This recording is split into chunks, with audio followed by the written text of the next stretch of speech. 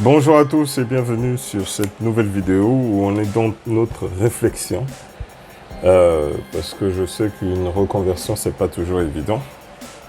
Une reconversion, ça demande aussi beaucoup de réflexion parce que là, on entame une autre carrière. Et justement, l'atout de ce que je vous offre comme solution dans mes formations, c'est de pouvoir faire cette reconversion tout en continuant votre activité. Donc ça ne vous coûte rien d'essayer. Et il y en a qui vont essayer, qui trouveront des vocations.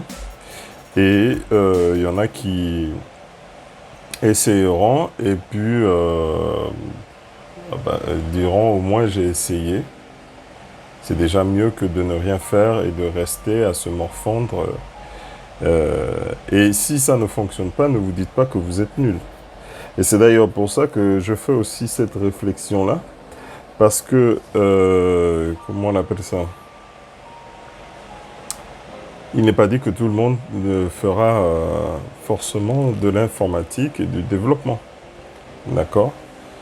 Donc on pourrait se poser la question, finalement, pour sa reconversion, pourquoi ne pas choisir l'informatique? C'est aussi une bonne réflexion, hein. On pourrait se poser la question, parce que là, il ne faut pas que vous veniez sur la chaîne et que vous ayez juste des bénis oui-oui. Il faudra aussi qu'il y ait un pour et un contre. La première chose que je veux dire, c'est que l'informatique est tout le temps mise à jour. D'accord? Il y a tout le temps des nouveautés, il y a tout le temps des nouvelles choses qui arrivent, de nouvelles méthodes, de nouvelles fonctions, de nouveaux langages même parfois. Et quand ça arrive, on ne sait pas en fait ce qui va percer et ce qui ne va pas percer. Même si les solutions sont bonnes, il y a des solutions qui sont excellentes et qui n'ont pas percé, hein. Et ça, c'est vraiment le truc. C'est un peu. Comment dire? C'est pas parce que ça n'a pas percé aussi que ça n'existe pas, mais c'est un peu le bémol dans l'histoire parce que. euh, Par exemple, le grid, si je prends un exemple, le grid, en termes d'utilisation, sur CSS par exemple, pour moi, il n'est pas représenté à sa juste mesure, alors que Grid est une belle solution, une nouvelle solution. Alors que les Flexbox, oui, les Flexbox, ça fait le buzz quand c'est arrivé, voilà. Donc vous voyez par exemple de nouvelles fonctions, de nouvelles méthodologies, des trucs arrivent, et puis il faut être au courant. Il faut être au courant, ça veut dire, bon, ça veut dire qu'il faut se débrouiller un peu dans la langue internationale. Donc, pourquoi ne pas choisir l'informatique si tu es... Bon, pourquoi pas? Tu peux être abonné à Google Traduction. Ouais, tu peux être abonné à Google Traduction. Mais ce ne sera pas toujours évident parce que même pendant les vidéos, si vous avez testé Google Traduction en vidéo, c'est pas la folie. C'est pas la folie, c'est pas la folie. Mais une chose est claire, c'est pas quelque chose, c'est pas genre les maths, c'est pas une science ou bien la médecine. Tu vas apprendre un truc, quelqu'un va peut-être apporter une autre méthode, mais ta méthode va rester quasiment la même méthode à volonté. D'accord?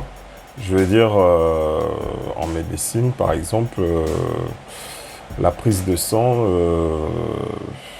je ne sais pas qui va inventer une nouvelle manière de prendre le sang. Il suffit voilà, de trouver la bonne veine, de piquer et tu tires la veine. Bon, après, dit comme ça semble facile. Mais je peux vous assurer que de plus en plus, moi je me souviens par exemple, je suis allé, petite anecdote rapide, ma fille était malade quand elle était bébé, mais l'infirmière avait du mal à trouver la veine. Elle a utilisé un appareil qui montre les veines sur le bras de ce bébé, mais elle n'a toujours pas trouvé la veine. Est-ce que vous comprenez? Pareil avec ma femme, elle avait fait exactement la même chose. Et ensuite, lorsque nous avons été suivis, ma femme a été suivie à la maison et que l'infirmière est arrivée, il suffisait d'un toucher, il suffisait de pas grand-chose. Elle n'avait pas besoin de machine pour pouvoir trouver la veine et puis lui faire des perfusions, des trucs comme ça. Donc vous voyez que il y a des méthodes qui ne changent pas, mais à force de vouloir trop... quel est l'intérêt, quoi? Quel est l'intérêt? Finalement, la technologie va faire vivre beaucoup de personnes, mais en faisant vivre beaucoup de personnes, il va rendre aussi beaucoup de personnes incompétentes. Ça, c'est une véritable réflexion que vous devez avoir. Ce qui est la réflexion suivante, le fait d'être compétent. Donc, si je dois être compétent en informatique, ça veut dire que ce que je sais faire, je dois bien le faire. Et si je sais bien le faire, je dois savoir très bien le faire. Et si je sais très bien le faire, je dois savoir le faire très très très bien. Etc. etc. Vous voyez la logique. Ce que j'essaie de vous faire comprendre, c'est que de plus en plus, les gens deviennent incompétents. De plus en plus, les gens deviennent incompétents dans leur boulot. Et donc, un des points majeurs, c'est d'être compétent. La compétence, c'est pas connaître beaucoup de choses à gauche, à droite, de façon partielle. La compétence, c'est de savoir faire ce que tu sais faire. Tu vas pas tout étudier, c'est impossible. Mais avoir un niveau de connaissance tel que dès qu'on te remet un sujet, tu maîtrises le sujet. Ça, c'est la compétence. Et la compétence s'acquiert en pratiquant. La compétence s'acquiert en faisant correctement ce que tu sais faire. Si on te demande de, je sais pas moi, consulter une API ou bien créer une API, créer l'API du site que tu es en train de faire, une personne compétente ne se pose pas des questions, ne va pas chercher la documentation à gauche, à droite. Il sait faire ça. Et comment on sait faire ça? C'est en pratiquant, en s'exerçant. Très, très important. Donc,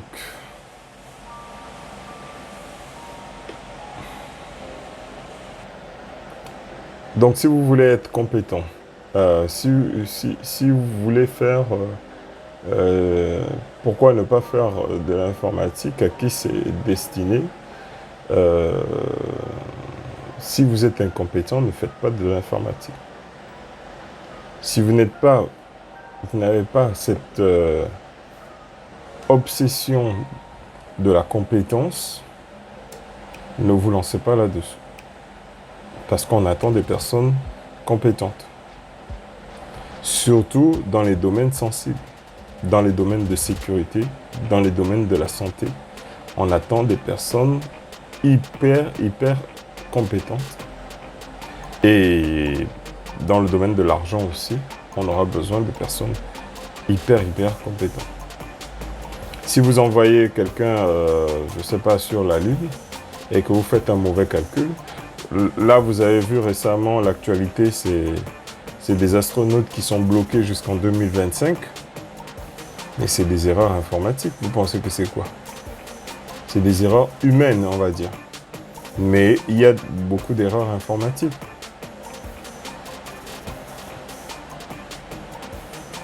De là à dire que les mecs de la NASA sont incompétents, je n'oserais pas. Mais il y a eu peut-être une accumulation, il y a eu peut-être un mauvais checking, il y a eu... Je ne sais pas. Honnêtement, on ne donne pas les détails, donc je ne veux pas... je veux pas aller plus loin. Mais l'incompétence fera en sorte que si vous n'êtes pas non, une mouche.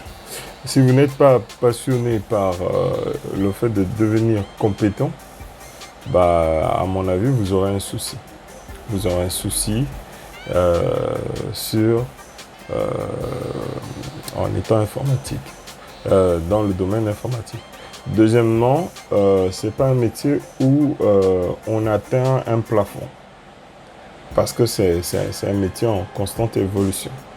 Donc ça veut dire que tout le temps, il faut se mettre à la page, il faut savoir ce qui arrive, les nouvelles technologies, celles qui fonctionnent, celles qui ont fait le buzz, peut-être même celles qui n'ont pas fait le buzz et qui pourraient être des solutions pratiques. Donc vous voyez, tout ça là, c'est très important. J'espère vous avoir aidé et nous nous verrons pour une prochaine vidéo. Bonne continuation à vous. Au revoir.